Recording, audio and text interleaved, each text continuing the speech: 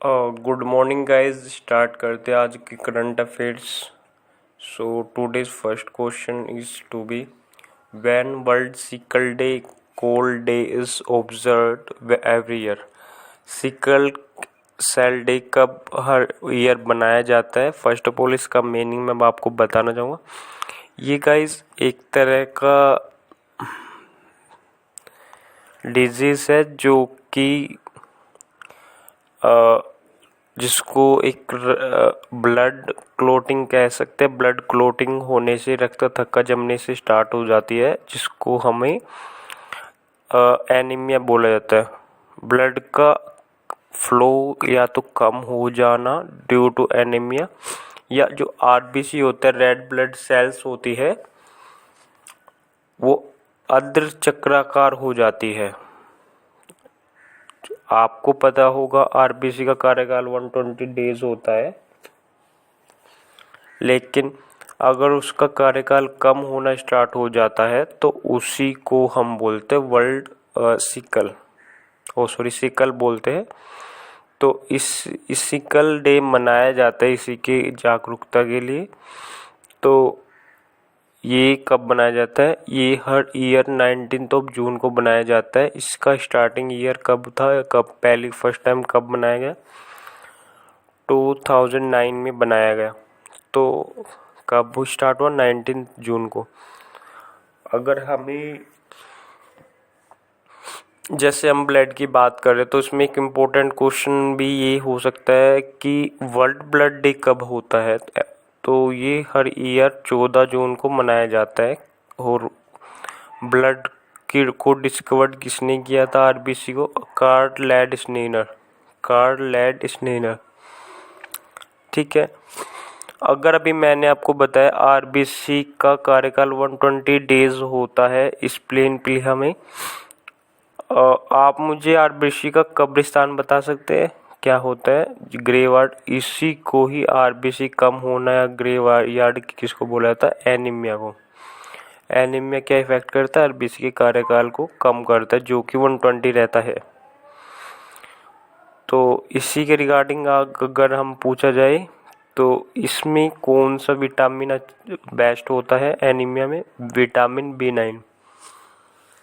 अगर vitamin B9 अच्छा होता है, बेस्ट होता है, रिक्वायरमेंट होता है, तो उसका केमिकल नेम क्या है? Folic acid. क्या है? Folic acid. अब अगर ब्लड की बात हुई है तो अब हम इसमें हमें पता होना चाहिए यूनिवर्सल डोनर कौन होता है। यूनिवर्सल डोनर जो कि डोनेट कर सकता है जिसका ब्लड,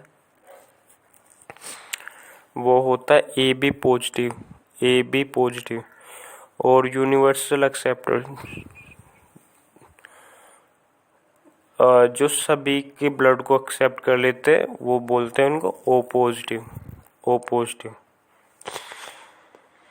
जो डोनेट करते हैं पॉजिटिव, ए बी पॉजिटिव, और एक्सेप्टर ओ पॉजिटिव। और लास्ट में एक पीएच होता है, पॉजिटिविटी ऑफ हाइड्रोजन। कितना होता है पीएच मान ब्लड का? वो होता है 7.4। कितना होता है? 7.4। ब्लड का हमारा पीएच कितना होता है? 7.4। ठीक है। और न्यूट्रल कितने पे रहता है? 7 पे। अगर 7 से ऊपर तो बेसिक नेचर स्टार्ट होना, और 7 से कम तो एसिडिक नेचर स्टार्ट होना। तो 7 से ऊपर है ब्लड, 7.4 होता है पीएच मान। अगर पेपर में पूछा जाए तो किस नेचर में रहता है, तो इसको हम बोलेंगे बेसिक नेचर।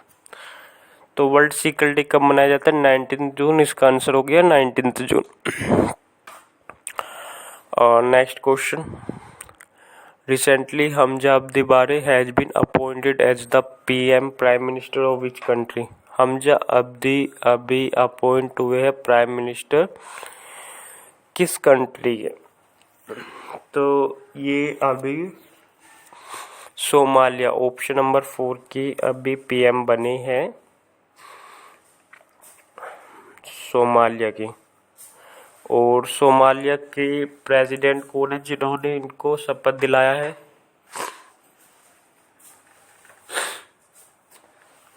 वो है हसन शेख मोहम्मद। कौन है? हसन शेख मोहम्मद प्रेसिडेंट है सोमालिया के। ये इसलिए इम्पोर्ट हो जाता है प्रेसिडेंट क्योंकि ये सेकंड टाइम बने हैं, सेकंड टाइम इलेक्टेड हुए एज ए प्रेसिडेंट। एंड अभी पीएम कौन है? हमजा अब्दी बरे बने हैं, जिनको शपथ दिलाया प्रेसिडेंट ने। क्या नेम है प्रेसिडेंट का? Hassan Sheikh Mohamud, second time Somalia के। अब सोमालिया से रिलेटेड फैक्ट ये हो सकता है, सोमालिया की कैपिटल क्या है? मोगादिशु। एंड यहाँ पे करेंसी क्या चलता है? सीलिंग। कैपिटल मोगादिशु और करेंसी सीलिंग।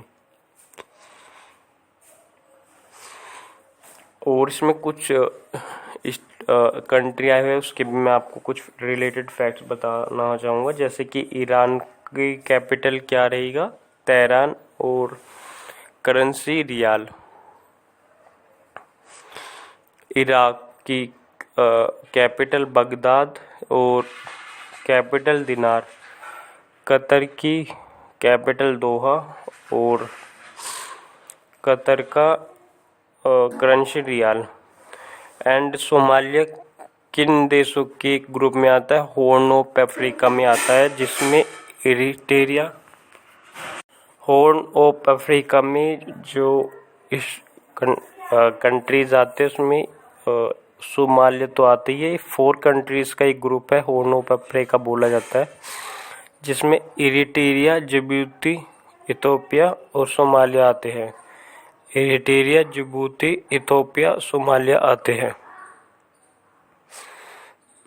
और एक इम्पोर्टेंट, ठीक है, तो इसका आंसर हो जाएगा सोमालिया। सोमालिया के अब दोबारा क्या हुए? पीएम अपॉइंट हुए। हाँ, next question. Where will be India's first dark sky reserve be setup? तो एक फर्स्ट डार्क स्काई रिजर्व कहाँ पे हुआ है? ये हुआ है लद्दाख में। कहाँ पे हुआ? लद्दाख में। और डार्क स्काई रिजर्व क्यों है ये इम्पोर्टेंट? क्योंकि ये इम्पोर्टेंट इसलिए है, यह स्थान वह स्थान है जहाँ पे क्लियर तारे और रात का क्लियर अंधेरा रहता है, वो स्वाभाविक अंधेरा, और बिल्कुल क्लियर आसमान होता है, और जिससे हम बिल्कुल क्लियरली क्या देख सकते हैं? प्लैनेट्स को देख सकते हैं। उसी क्षेत्र को डार्क स्काई रिजर्व कहा जाता है। ये कहाँ पे स्थापित हुआ है? लद्दाख में ही चाग धाम वन्यजीव अभयारण्य है, उधर ही डार्क रिजर्व उसमें स्थापित किया गया है। ठीक है। और चांगधांग वन्य, ठीक है, तो चांगधांग वन्यजीव अभयारण्य को हार्नेल क्षेत्र भी कहा जाता है। और इसका आंसर क्या होगा? लेह लद्दाख। अब लद्दाख इसका आंसर है, तो लद्दाख में कुछ इम्पोर्टेंट उससे रिलेटेड क्या क्या उसमें फेस्टिवल होते हैं, कौन से घाटी है, कौन से राष्ट्रीय उद्यान है, वो मैं आपको बताना चाहूँगा। लेह लद्दाख जो कि लोसर फेस्टिवल मनाया जाता है। लोसर फेस्टिवल लेह लद्दाख में होता है, लोसांग छत्तीसगढ़ में होता है। लोसर फेस्टिवल लद्दाख में। पूगा घाटी कहाँ पे है? जो कि भूतापीय ऊर्जा के लिए फेमस है। पूगा घाटी भी लद्दाख में है। भारत का सबसे बड़ा राष्ट्रीय उद्यान वो भी लद्दाख में ही स्थित है। हेमिस राष्ट्रीय उद्यान जिसका नाम है, जो सबसे बड़ा उद्यान है भारत का, वो कहाँ पे स्थित है? लेह लद्दाख में है। हेमिस मठ, हेमिस फेस्टिवल और पैगोंग झील ये भी लद्दाख में ही है। ठीक है, तो इसका आंसर हो जाता है Leh Ladakh. Who is the author of the book recently news India Constitution the Untold Story? Untold Story के लेखक कौन है? राम बहादुर राय। और इसका विमोचन लॉन्चिंग किया है PM prime minister Narendra Modi ji ने। और तो इसका आंसर हो जाता है राम बहादुर राय। तो कुछ फेमस बुक्स और उनके राइटर मैं आपको बताना चाहूँ, जैसे कि the boy who wrote a constitution, Rajesh Talwar. And next is not just a night watchman, ये है विनोद राय, जो कि एक्स कैग भी रह चुके हैं। टॉम्ब ऑफ सैंड, रेत की समाधि, गीतांजलि, जिनको अभी फर्स्ट बुकर वर्ल्ड बुकर पुरस्कार मिला है 2022, 45 लाख मिलते हैं इसमें। और टॉम ऑफ सैंड किसको मिला है? गीतांजलि को। ठीक है, टॉम ऑफ सैंड गीतांजलि को मिला है, जो सेकंड बुकर पुरस्कार है। इंग्लिश ट्रांसलेशन किसने किया है टॉम ऑफ सैंड का? तो ये किया है डेसी रॉकवेल ने। और एक बुक और है जैसे कि संविधान, संस्कृति और राष्ट्र, ये किसने लिखा है? कलराज मिश्र ने। तो अब इस बुक का जो अभी न्यूज़ में है, India constitution the untold story, ये किन्होंने लिखा है? राम बहादुर राय ने। और next question, under-17 FIFA under-17 कहाँ पे ऑर्गेनाइज की जाएंगी? ये ऑर्गेनाइज किया जाएगा इंडिया में। फीफा अंडर-17 कहाँ पे ऑर्गेनाइज होगा? Which country? इंडिया में। और अंडर-17 फीफा की फुल फॉर्म क्या होता है? इंटरनेशनल फुटबॉल फेडरेशन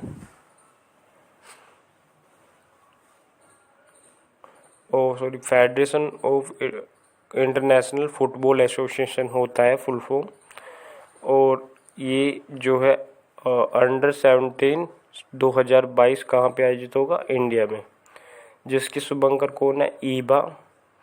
और final match DY Patil stadium में मुंबई में खेला जाएगा। और अंडर-17 2018 के विनर कौन थे?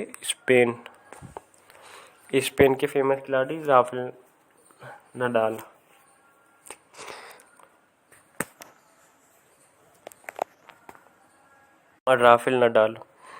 और रिसेंटली संतोष ट्रॉफी, जो कि फुटबॉल से ही संबंधित है, भारत में होता है संतोष ट्रॉफी, किसने जीता है?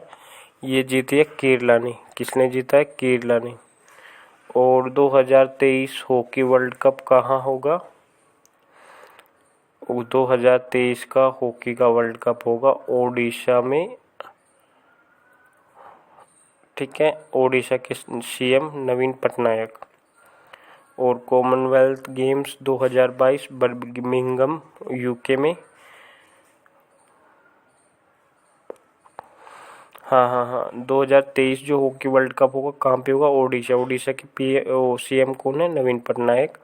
और ओडिशा में विश्व का सबसे बड़ा हॉकी स्टेडियम है, जिसका नाम है बिरसा मुंडा।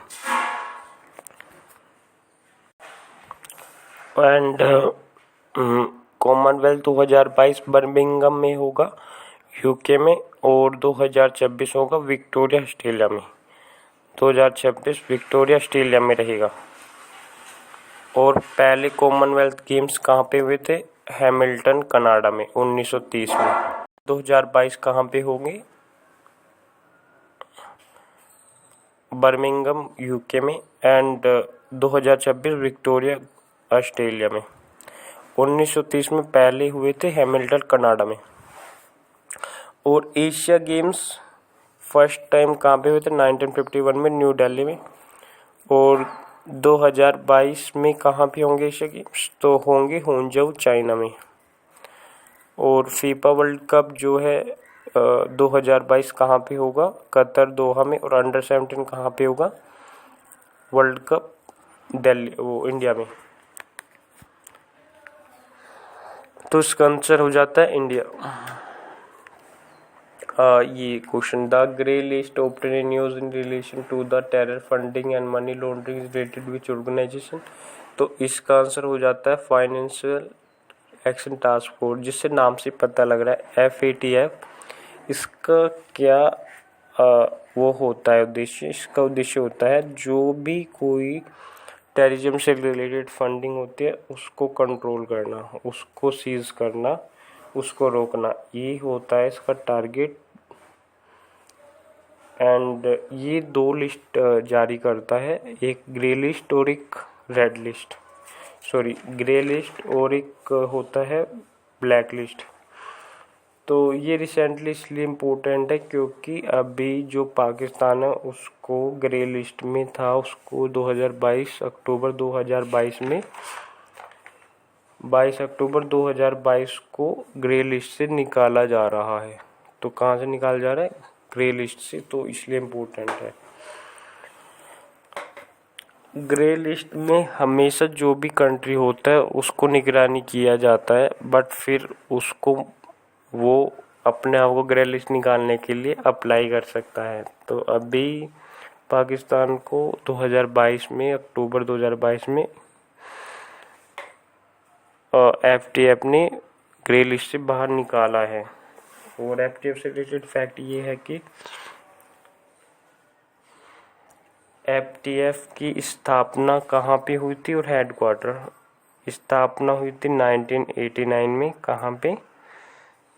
हेडक्वार्टर है पेरिस में, और पेरिस में ही यूनेस्को का भी हेडक्वार्टर है।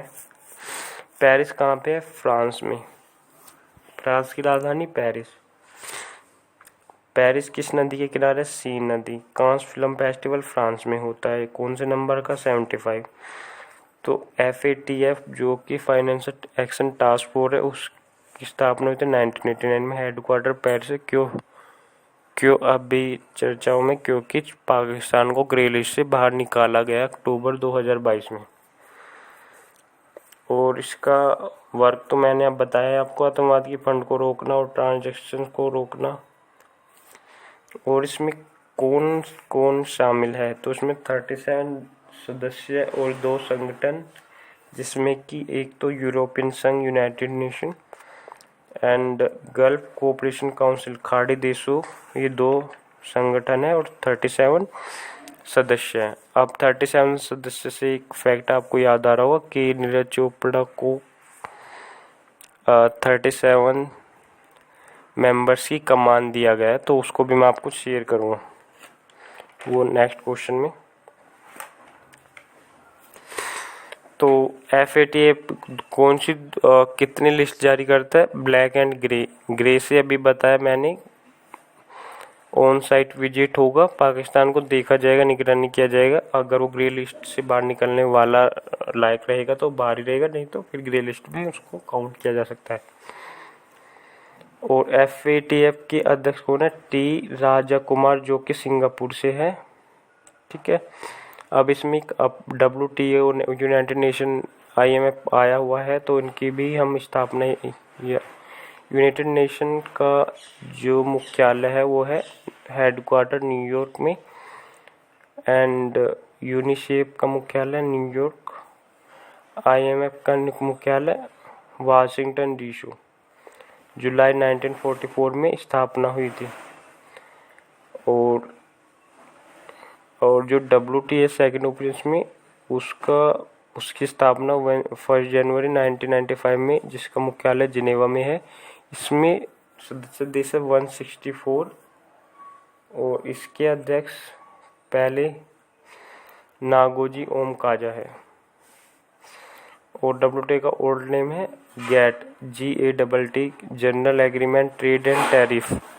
क्या है? जनरल। ठीक है। फर्स्ट बहुत इम्पोर्टेंट कि अभी 2023 और 2024 के लिए संयुक्त राष्ट्र परिषद ने भारत को 2 इयर्स के लिए रिप्लेस किया है। भारत को रिप्लेस करके किस कंट्री को लिया? वो है जापान। किसको लिया? जापान को। संयुक्त राष्ट्र परिषद में भारत अस्थायी सदस्य है। स्थायी सदस्य कौन कौन है? चाइना, अमेरिका, UK, रूस और फ्रांस, ये स्थायी सदस्य है। और स्थायी सदस्य इंडिया है। इंडिया को अभी 2 इयर्स के लिए रिप्लेस कर दिया गया है, जो कि जापान लेगा 2 इयर्स के लिए, 2023 और 2024 में संयुक्त राष्ट्र परिषद में। तो अभी इसका आंसर क्या है? ग्रे लिस्ट से अभी न्यूज़ आई है, जो टेरर फंडिंग को रिलेटेड कुछ ऑर्गेनाइजेशन है, FATF financial action task force, स्थापना 1989। 2 लिस्ट जारी करता है, पाकिस्तान को अक्टूबर 2022 में निकाला है। Has won the gold medal in javelin throw at curtain games. तो जेवलिन थ्रो से अभी गोल्ड किसने जीता है? नीरज चोपड़ा जी ने जीता है, जो हरियाणा के रहने वाले हैं। इन्होंने भी गोल्ड जीता है कुर्ताने गेम्स में। कुर्ताने कहाँ पर है? फिनलैंड। और फिनलैंड में इन्होंने सिल्वर गेम्स जीता है। टोक्यो में इनका एक 89.30 मीटर का सिल्वर मेडल जीता है 7 अगस्त 2021 को गोल्ड। टोक्यो में गोल्ड जीता है इन्होंने 7 अगस्त 2021 को, और फिनलैंड में सिल्वर और गोल्ड जीता है। कुर्ताने में गोल्ड जीता है जिसमें इनका मीटर था 86.69।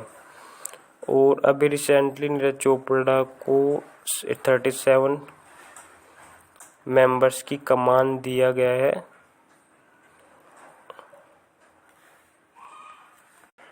जो 37 मेंबर्स की कमान है वो कॉमनवेल्थ गेम 2022 के लिए किया गया है, जो कहाँ पे होंगे, बर्मिंघम। तो उसमें नीरज चोपड़ा को दिया गया है, जिसमें 18 तो लेडीज़ है, फीमेल है, एंड 19 मेल है। तो ठीक है, नीरज चोपड़ा को अभी गोल्ड रिसेंटली मिला है कुर्ताने में 18 जून 2022 को जेवलिन थ्रो में। कौन से गेम में? जेवलिन थ्रो, भाला फेंक में। और इसी से रिलेटेड कुछ फैक्ट्स है। उन्होंने एक वर्ल्ड रिकॉर्ड बनाया है जो कि 5वें नंबर पे इंडिया में फर्स्ट पे 89.30 का अपना ही रिकॉर्ड ब्रेक करने के बाद।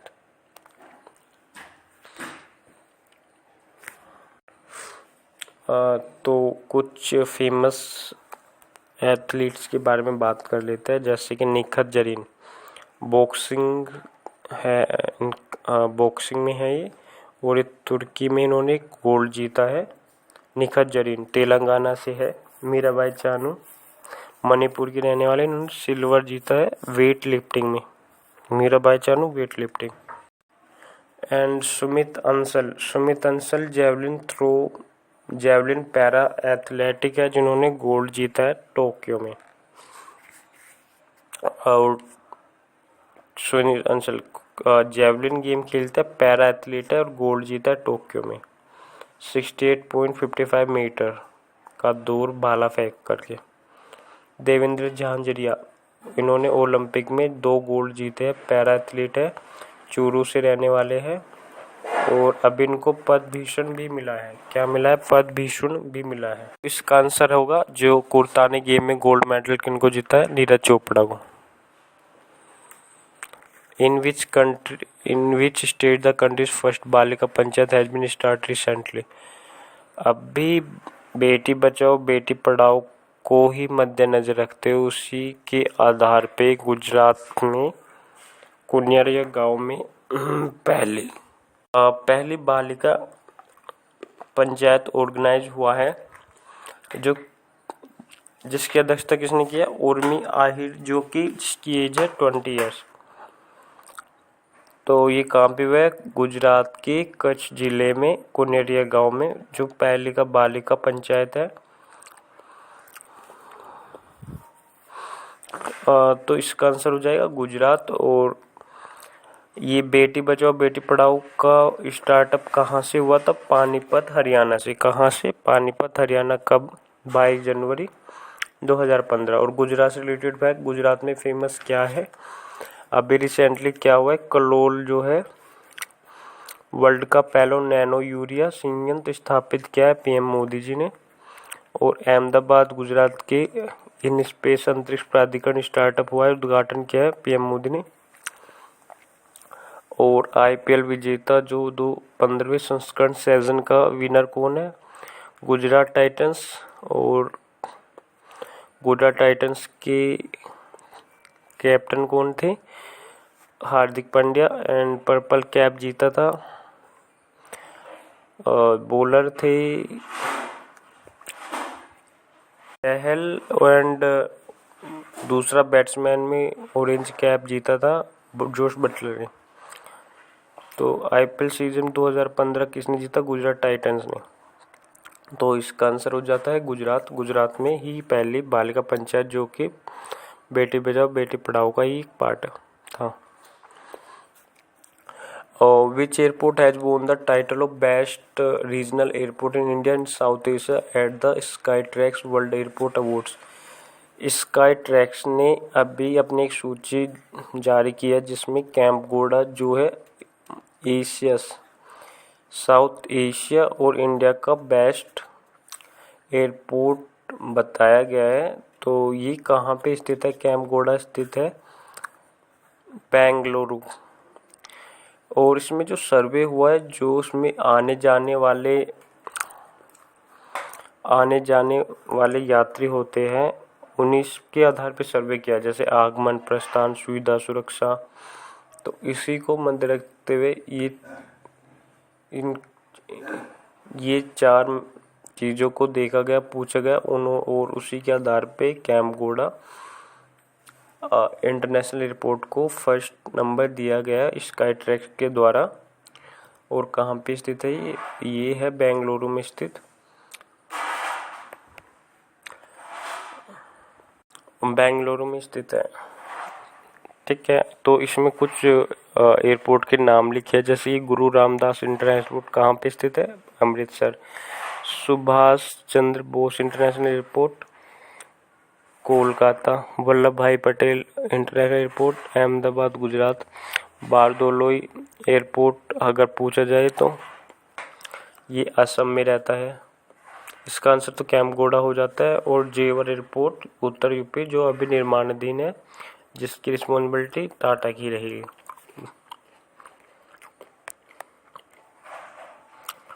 और एक इम्पोर्टेंट फैक्ट तो मैंने आपको बताया ही नहीं कि जो ये स्काई ट्रैक्स जो ऑर्गेनाइज हुआ है फ्रांस में आयोजित है। फ्रांस की कैपिटल पेरिस। और फ्रांस में कांस फेस्टिवल 75 वाला हुआ है। तो इसका आंसर क्या होगा? कैंपगोड़ा इंटरनेशनल एयरपोर्ट कहाँ पे? बेंगलुरु।